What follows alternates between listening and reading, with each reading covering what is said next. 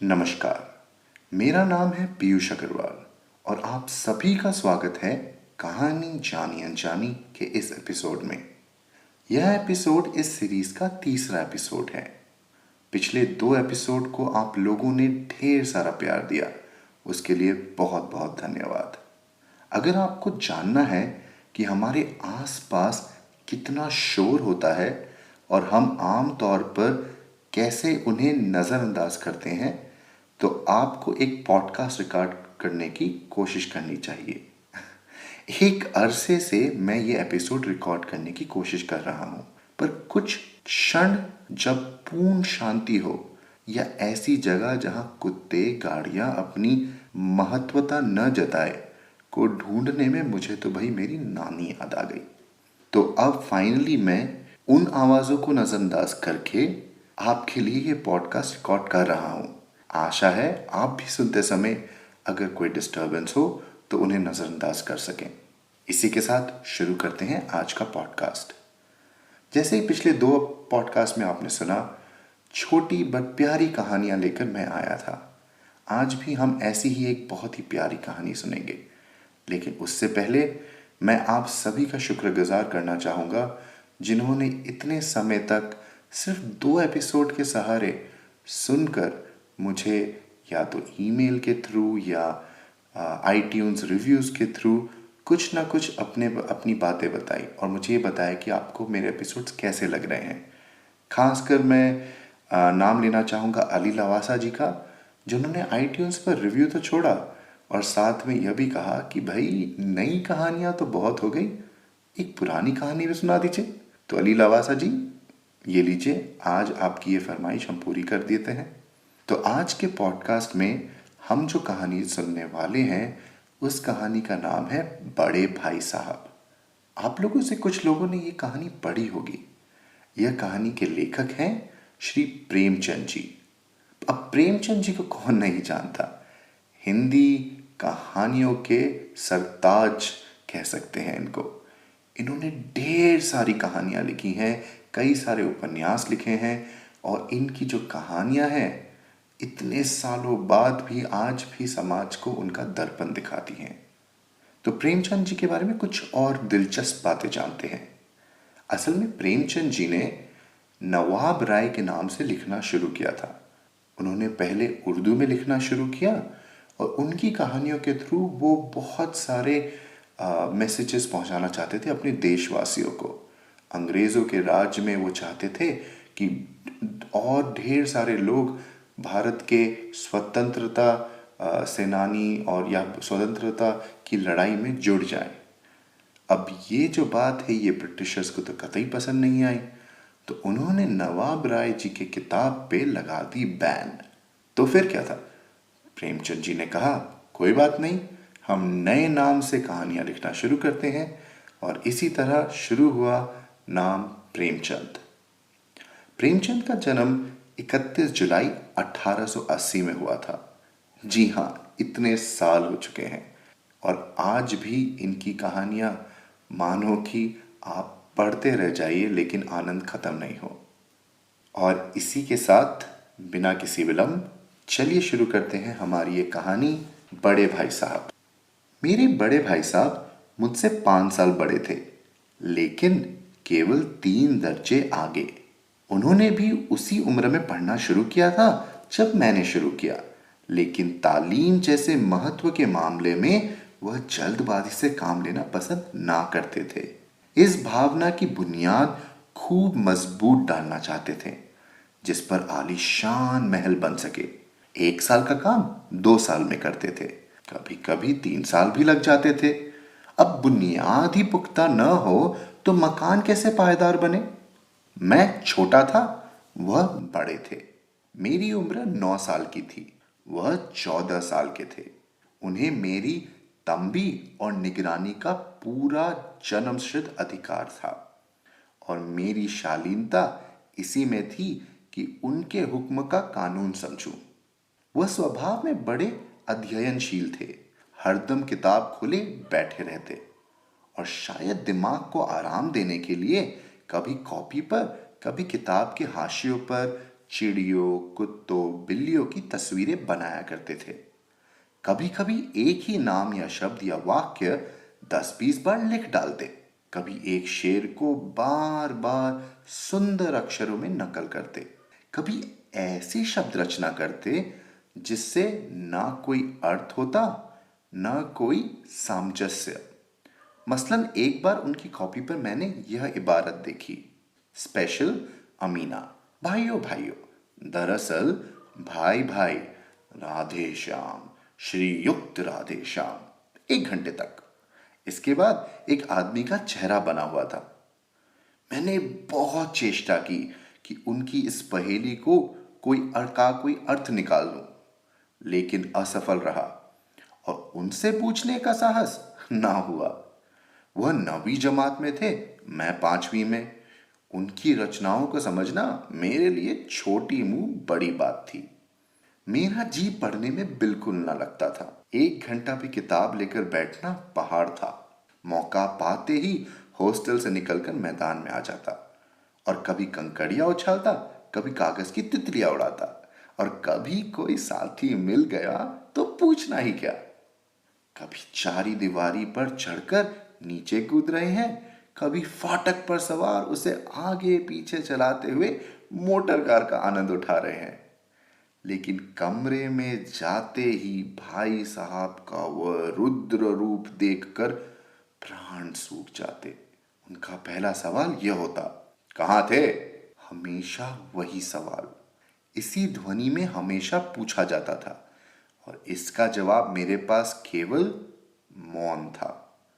न जाने मेरे मुंह में यह बात क्यों ना निकलती कि जरा बाहर खेल रहा था।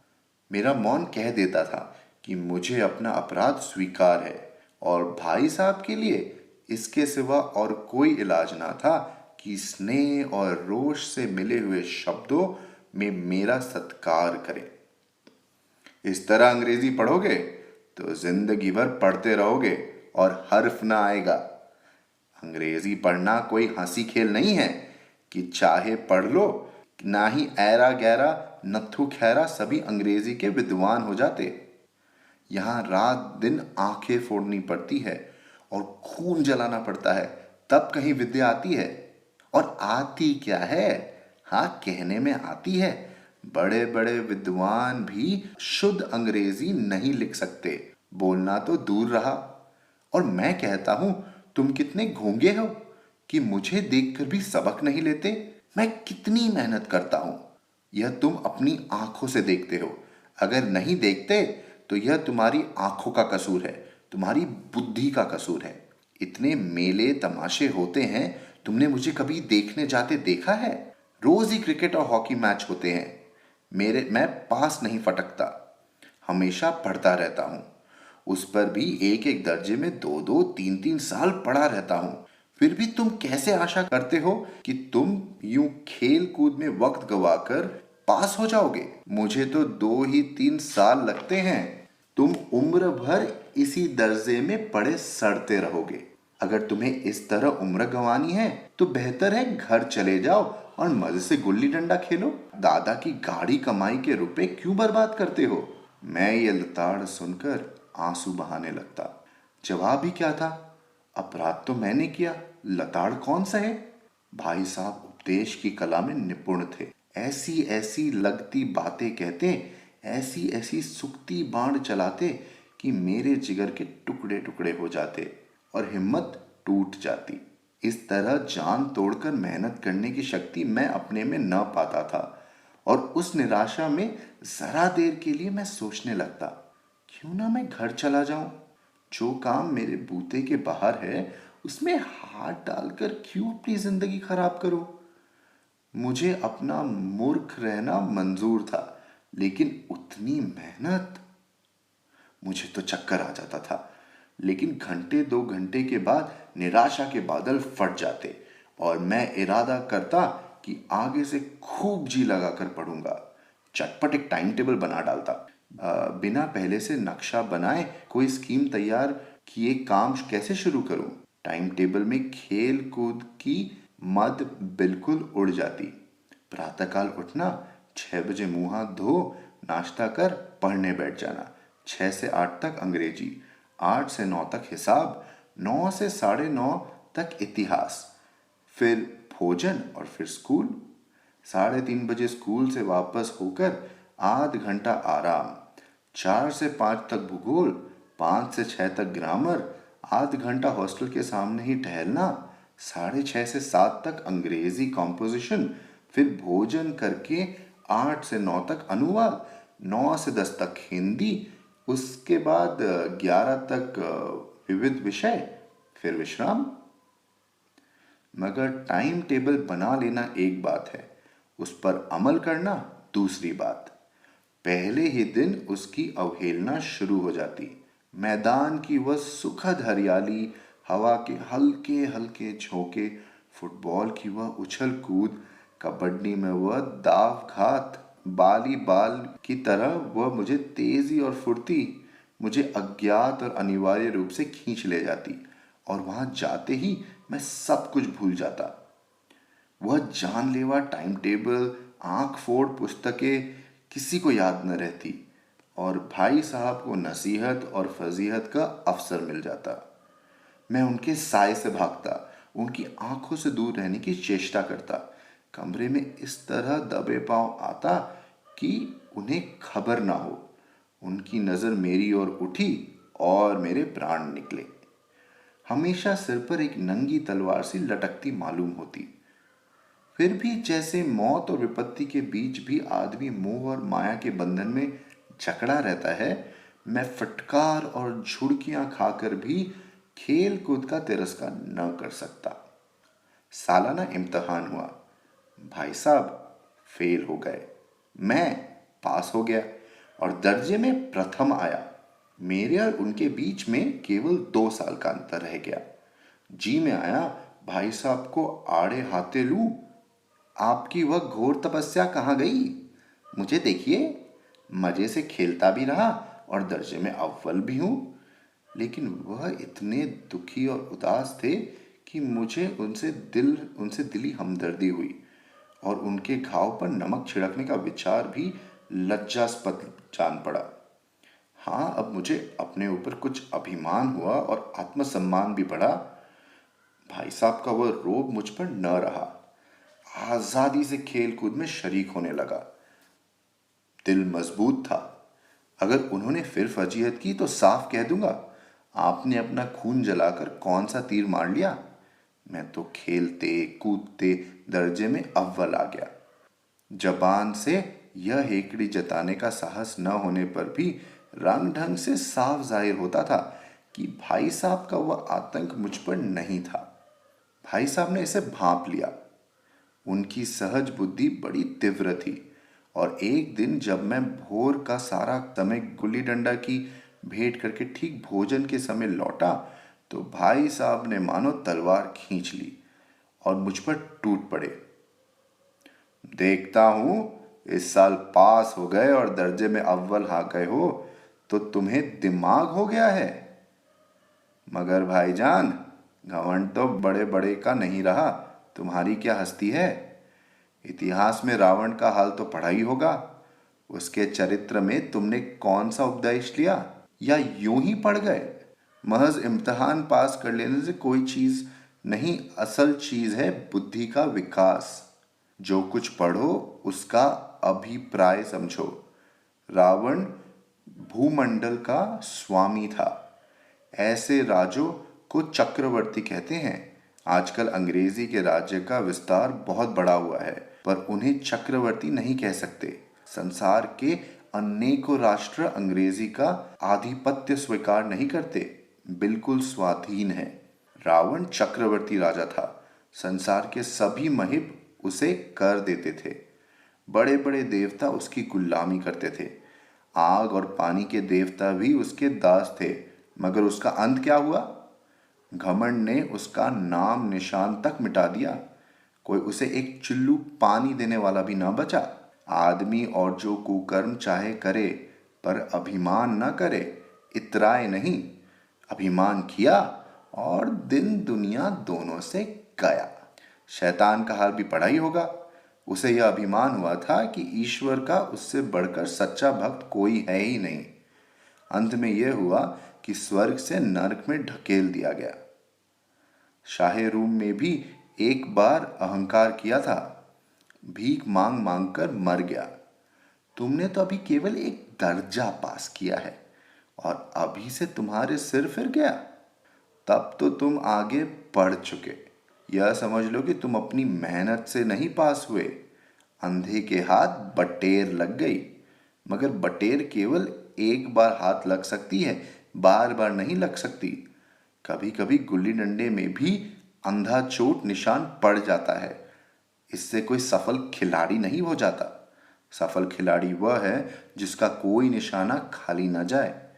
मेरे फेल होने पर मत जाओ। मेरे दर्जे में आओगे तो दांतों पसीना आ जाएगा। जब अलजबरा और ज्योमेट्री के लोहे के चने चबाने पड़ेंगे और इंग्लिस्तान का इतिहास पढ़ना पड़ेगा। बादशाहों के नाम याद रखना आसान नहीं। 8-8 हेनरी हो गुजरे हैं। कौन सा कांड किस हेनरी के समय में हुआ, क्या यह याद कर लेना आसान समझते हो? हेनरी 7वें की जगह हेनरी 8वां लिखा और सब नंबर गायब, सफा चट। सिफर भी ना मिलेगा, सिफर भी। हो किस ख्याल में? दर्जनों तो जेम्स हुए हैं, दर्जनों विलियम। कोड़ियों चार्ल्स। दिमाग चक्कर खाने लगता है, आंधी रोग हो जाता है। इन अभागों को नाम भी न जुड़ते थे। एक ही नाम के पीछे दोयम सोयम चाहुरम पुंजम पंजुम लगाते चले गए। मुझसे पूछते तो 10 लाख नाम बता देता। और ज्योमेट्री ज्योमेट्री तो बस खुदा की पनाह। अ ब ज की जगह अ ज ब लिख दिया और सारे नंबर कट गए। कोई इन निर्दयी मुमतहीनों से नहीं पूछता कि आखिर अ ब ज और अ ज ब में क्या फर्क है, और व्यर्थ की बात के लिए क्यों छात्रों का खून करते हो? दाल भात रोटी या भात दाल रोटी खाई, इसमें क्या रखा है? मगर इन परीक्षकों को क्या परवाह। वह तो वही देखते हैं जो पुस्तक में लिखा है। चाहते हैं कि लड़के अक्षर अक्षर रट डाले, और इसी रटन के नाम को शिक्षा रख छोड़ा है। और आखिर इन बेसर पैर की बातों के पढ़ने से फायदा? इस रेखा पर वह लंब गिरा दो तो आधार लंब से दुगना होगा। पूछिए, इससे प्रयोजन? दुगना नहीं चौगुना हो गया, या आधा ही रहे मेरी बला से। लेकिन परीक्षा में पास होना है तो यह सब खुराफात याद करनी पड़ेगी। कह दिया, समय की पाबंदी पर एक निबंध लिखो जो 4 पन्ने से कम ना हो। अब आप कॉपी सामने खोले, कलम हाथ में लिए उसके नाम को रोइए। कौन नहीं जानता कि समय की पाबंदी बहुत अच्छी बात है। इससे आदमी के जीवन में संयम आता है, दूसरों को उस पर स्नेह होने लगता है और उसके कारोबार में उन्नति होती है। लेकिन इस जरा सी बात पर 4 पन्ने कैसे लिखें? जो बात एक वाक्य में कह सकते हैं, उस पर 4 पन्ने में लिखने की क्या जरूरत? मैं तो इसे हिमाकत कहता हूं। यह तो समय की किफायत नहीं बल्कि उसका दुरुपयोग है कि व्यर्थ में किसी बात को ठूस दिया जाए। हम चाहते हैं आदमी को जो कुछ कहना है चटपट कह दे, अपनी राह ले। मगर नहीं, आपको 4 पन्ने रेंगने पड़ेंगे, जैसे चाहे खींचिए। और पन्ने भी पूरे फुल स्केप के आकार में। यह छात्रों पर अत्याचार नहीं है तो और क्या है? अनर्थ तो यह है कि कहा जाता है संक्षेप में लिखो। समय की पाबंदी पर संक्षेप में एक निबंध लिखो जो 4 पन्ने से कम ना हो। ठीक, संक्षेप में तो 4 पन्ने हुए, नहीं तो शायद 100-200 पन्ने लिखवाते। तेज भी दौड़िए और धीरे धीरे भी। उल्टी बात है या नहीं? बालक भी इतनी सी बात समझ सकते हैं, लेकिन इन अध्यापकों को इतनी तमीज भी नहीं है। उस पर दावा है कि हम अध्यापक हैं। मेरे दर्जे में आओगे लाला तो ये सारे पापड़ बेलने पड़ेंगे, और तब आटे दाल का भाव मालूम होगा। इस दर्जे में अव्वल आ गए तो जमीन पर पाँव नहीं रखते। इसीलिए मेरा कहना मानिए। लाख फेल हो गया हूं, लेकिन तुमसे बड़ा हूं। संसार का मुझे तुमसे ज्यादा अनुभव है। जो कुछ कहता हूं उसे गिरह बांधिए, नहीं तो पछताइएगा। स्कूल का समय निकट था। नहीं ईश्वर जाने ये उपदेश माला कब समाप्त होती।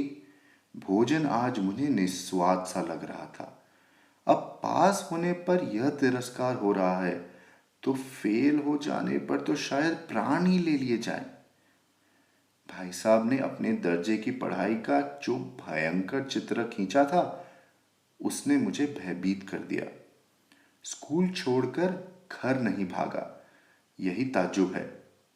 लेकिन इतने तिरस्कार पर भी पुस्तकों में मेरी अरुचि ज्यों की त्यों बनी रही। खेल कूद का कोई अवसर हाथ से जाने न देता। पढ़ता भी मगर बहुत कम, बस इतना कि रोज का टास्क पूरा हो जाए और दर्जे में जलील न होना पड़े। अपने ऊपर जो विश्वास पैदा था वह फिर लुप्त हो गया और फिर चोरों का सा जीवन कटने लगा। फिर सालाना इम्तिहान हुआ और कुछ ऐसा संयोग हुआ कि मैं फिर पास हुआ और भाई साहब फेल हो गए। मैंने बहुत मेहनत नहीं की पर न जाने कैसे दर्जे में अव्वल आ गया। मुझे खुद अचरज हुआ। भाई साहब ने प्राणांतक परिश्रम किया, कोर्स का एक एक शब्द चाट गए थे। 10 बजे रात तक इधर, 4 बजे भोर से उधर, 6 से 9:30 तक स्कूल जाने के पहले मुद्रा कांतिहीन हो गई थी, मगर बेचारे फेल हो गए। मुझे उन पर दया आती थी। नतीजा सुनाया गया तो वह रो पड़े और मैं भी रोने लगा। अपने पास होने की खुशी आधी हो गई। मैं भी फेल हो गया होता, भाई साहब को इतना दुख ना होता। लेकिन विधि की बात है, कौन टाले। मेरे और भाई साहब के बीच अब केवल एक दर्जे का अंतर और रह गया। मेरे मन में एक कुटिल भावना उदय हुई कि कहीं भाई साहब एक साल और फेल हो जाए तो मैं उनके बराबर हो जाऊंगा। फिर वह किस आधार पर मेरी फजीहत कर सकेंगे। लेकिन मैंने इस कमीने विचार को दिल से बलपूर्वक निकाल डाला। आखिर वह मुझे मेरे हित के विचार से ही डांटते हैं। मुझे इस वक्त अप्रिय लगता है अवश्य, मगर यह शायद उनके उपदेशों का ही असर है कि मैं दनादन पास हो जाता हूं और इतने अच्छे नंबरों से। अब भाई साहब कुछ नर्म पड़ गए थे। कई बार मुझे डांटने का अवसर पाकर भी उन्होंने धीरज से काम लिया। शायद अब वह खुद समझने लगे थे कि मुझे डांटने का अधिकार उन्हें नहीं रहा, या रहा भी तो बहुत कम। मेरी स्वच्छंदता भी बढ़ी। मैं उनकी सहिष्णुता का अनुचित लाभ उठाने लगा। मुझे कुछ ऐसी धारणा हुई कि मैं पास तो हो ही जाऊंगा, पढ़ूं या ना पढ़ूं। मेरा तकदीर बलवान है, इसलिए भाई साहब के डर से जो थोड़ा बहुत पढ़ लिया करता था वो भी बंद हुआ। मुझे कनकौए उड़ाने का नया शौक पैदा हो गया था और अब सारा समय पतंगबाजी की ही भेंट होता था।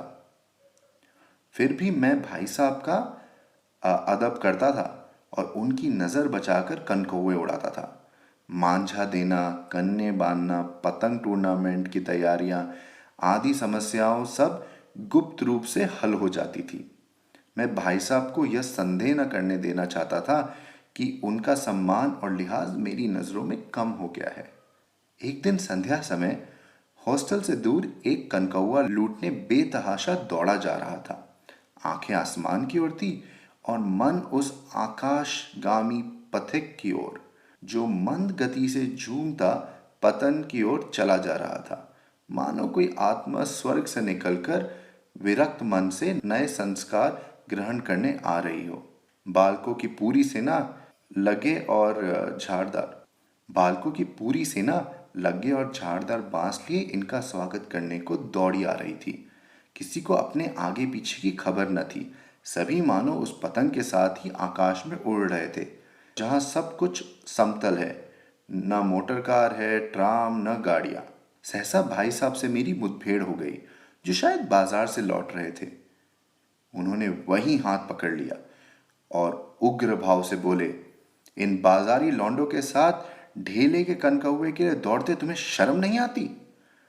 तुम्हें इसका भी कुछ लिहाज नहीं है कि अब नीची जमात में नहीं हो बल्कि 8वीं जमात में आ गए हो और मुझसे केवल एक दर्जा नीचे हो। आखिर आदमी को कुछ तो अपने पोजीशन का ख्याल करना चाहिए। एक जमाना था कि लोग 8वां दर्जा पास करके नायाब तहसीलदार हो जाते थे। मैं कितने ही मिडिलचियों को जानता हूं जो आज अव्वल दर्जे के डिप्टी मजिस्ट्रेट या सुपरिटेंडेंट है। कितने ही 8वीं जमात वाले हमारे लीडर और समाचार पत्रों के संपादक हैं।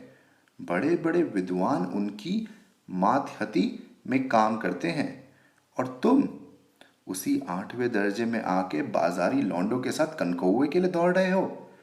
मुझे तुम्हारी इस कम अकली पर दुख होता है।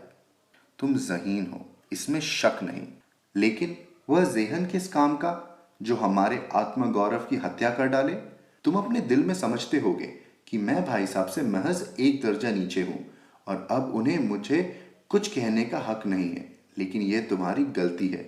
तुमसे 5 साल बड़ा हूं, और चाहे आज तुम मेरी ही जमात में आ जाओ और परीक्षकों का यही हाल रहा, तो निस्संदेह अगले साल तुम मेरे समक्ष हो ही जाओगे, और शायद 1 साल बाद हम मुझसे आगे भी निकल जाओ। लेकिन मुझ में और तुम में जो 5 साल का अंतर है, उसे तुम क्या खुदा भी नहीं मिटा सकता। मैं तुमसे 5 साल बड़ा हूं और हमेशा रहूंगा। मुझे दुनिया का और जिंदगी का जो तजर्बा है, तुम उसकी बराबरी नहीं कर सकते, चाहे तुम एमए और डीलेट और डीफिल ही क्यों ना हो जाओ। समझ किताबें पढ़ने से नहीं आती, दुनिया देखने से आती है। हमारी अम्मा ने कोई दर्जा नहीं पास किया, और दादा भी शायद 5वीं 6ठी जमात से आगे नहीं गए, लेकिन हम दोनों चाहे सारी दुनिया की विद्या पढ़ लें, अम्मा और दादा को हमें समझाने और सुधारने का अधिकार हमेशा रहेगा। केवल इसलिए नहीं कि वह हमारे जन्मदाता है, बल्कि इसलिए कि उन्हें दुनिया का हमसे ज्यादा तजुर्बा है और रहेगा। अमेरिका में किस तरह राज व्यवस्था है, और 8वें हेनरी ने कितने ब्याह किए, और आकाश में कितने नक्षत्र है, यह बातें चाहे उन्हें मालूम ना हो, लेकिन हजारों ऐसी बातें हैं जिनका ज्ञान उन्हें हमसे और तुमसे ज्यादा है। देव ना करे आज मैं बीमार हो जाऊं तो तुम्हारे हाथ पांव फूल जाएंगे। दादा को तार देने के सिवा तुम्हें और कुछ न सूझेगा, लेकिन तुम्हारी जगह दादा हो तो किसी को तार न दे, न घबराए, न बदहवास हो। पहले खुद मरज पहचान का इलाज करेंगे, उसमें सफल न हुए तो किसी डॉक्टर को बुलाएंगे। बीमारी तो खैर बड़ी चीज है, हम तुम तो इतना भी नहीं जानते कि महीने भर का खर्च महीना भर कैसे चले। जो कुछ दादा बेचते हैं उसे हम 20-22 दिन में खर्च कर डालते हैं, और फिर पैसे पैसे के मोहताज हो जाते हैं। नाश्ता बंद हो जाता है, धोबी और नाई से मुंह चुराने लगते हैं। लेकिन जितना आज हम और तुम खर्च कर रहे हैं, उसके आधे में दादा ने अपनी उम्र का बड़ा भाग इज्जत और नेक नामी के साथ निभाया है, और कुटुंब का पालन किया है, जिसमें सब मिलकर 9 आदमी थे। अपने हेडमास्टर साहब को ही देखो, एमए है कि नहीं, और यहाँ के एमए नहीं, ऑक्सफोर्ड के। 1000 रुपये पाते हैं, लेकिन उनके घर का इंतजाम कौन करता है? उनकी बूढ़ी माँ। हेडमास्टर की डिग्री यहाँ बेकार हो गई। पहले खुद घर का इंतजाम करते थे, खर्च पूरा ना पड़ता था, कर्जदार रहते थे। जब से उनकी माता जी ने प्रबंध अपने हाथ में लिया है, जैसे घर में लक्ष्मी आ गई है। तो भाईजान, यह गुरूर दिल से निकाल डालो कि तुम मेरे समीप आ गए हो और अब स्वतंत्र हो। मेरे देखते तुम बेराह न चलने पाओगे। अगर तुम यो न मानोगे तो मैं इसका थप्पड़ का प्रयोग भी कर सकता हूं। मैं जानता हूं कि तुम्हें मेरी बातें जहर लग रही हैं। मैं उनकी इस युक्ति से नतमस्तक हो गया। मुझे आज सचमुच अपनी लघुता का अनुभव हुआ, और भाई साहब के प्रति मेरे मन में श्रद्धा उत्पन्न हुई। मैंने सजल आंखों से कहा, हरगिज नहीं, आप जो कुछ फरमा रहे हैं वो बिल्कुल सच है, और आपको उससे कहने का पूरा अधिकार है। भाई साहब ने मुझे गले लगा लिया और बोले, मेरा कनकौए उड़ाने का मन नहीं करता, मेरा भी जी ललचाता है, लेकिन क्या करूं? खुद बेराह चलूं तो तुम्हारी रक्षा कैसे करूं? यह कर्तव्य भी तो मेरे सर पर है। संयोग से उसी वक्त एक कटा हुआ कनकौआ हमारे ऊपर से गुजरा। उसकी डोर लटक रही थी। लड़कों का एक गोल पीछे पीछे दौड़ा चला आता। भाई साहब लंबे तो हैं ही, उछल कर उसकी डोर पकड़ ली और बेतहाशा हॉस्टल की तरफ दौड़े, और मैं पीछे पीछे दौड़ रहा था। तो ये थी कहानी बड़े भाई साहब। कैसी लगी? है ना दिलचस्प? कैसे दो भाइयों के नजरिए से प्रेमचंद जी ने जैसे कि दुनिया की कितनी सारी बातें हमें बता दी। यही है उनका जादू। उन्होंने कई कहानियाँ लिखी है। लगभग मैं जो किताब ये जो किताब जो मेरे हाथ में है, इस किताब में ही कुछ नहीं तो कम से कम 200 कहानियाँ हैं। तो प्रेमचंद जी की कहानियाँ कभी भी आपको समय से पिछड़ी हुई महसूस नहीं होगी। उनमें पढ़ने में आनंद तो आता ही है, बल्कि बहुत तरह की सीख भी मिलती है। कैसे जीवन बिताया जाए, कैसे आगे बढ़ा जाए और कैसे अपने आप को एक नए तरीके से देखा जाए। इसी के साथ मेरा ये ज्ञान का समारोह खत्म होता है और इसी के साथ हम ये कहानी भी ख़त्म करते हैं। आशा है आपको मज़ा आया, आशा है आपको आनंद आया। मैं चाहता हूँ कि आप मुझे ज़रूर बताएं कि आपको क्या पसंद आया इस एपिसोड में और क्या नहीं।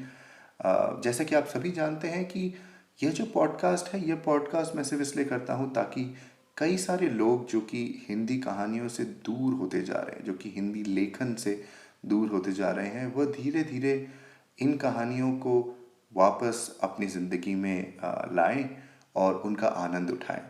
आप इसे चाहे अपने दफ्तर जाते समय गाड़ी में सुने या अपने फैमिली के साथ में मिलकर सुने, उससे फ़र्क नहीं पड़ता। फ़र्क इस बात से पड़ता है कि क्या आप ये कहानियाँ सुनकर आनंद ले रहे हैं, अपने ज़िंदगी में कुछ बदलाव ला रहे हैं। बस उसी के लिए छोटी सी कोशिश जारी रहेगी।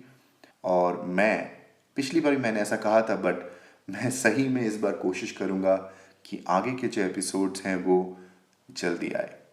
इसी के साथ मैं ये एपिसोड ख़त्म करना चाहूँगा। मुझसे बातें करने के लिए, मुझे अपनी बातें बताने के लिए आप मुझे ईमेल कर सकते हैं। मेरा ईमेल आईडी है hello@piyushagarwal.com। और जैसा कि मैंने कहा, iTunes या फिर आप जहाँ भी ये सुन रहे हैं वहाँ पर एक रिव्यू ज़रूर छोड़ें। आपके रिव्यू छोड़ने से मुझे तो खुशी मिलती ही है, साथ ही साथ ये कहानियाँ और भी लोगों तक पहुँचती है। तो जैसे जैसे और लोग ये कहानियाँ सुनेंगे, वैसे वैसे मेरा जो मिशन है, मेरा जो एम है इन कहानियों को सुनाने का, वो पूरा होगा। तो इसी के साथ मैं आपसे विदा लेना चाहूँगा। धन्यवाद।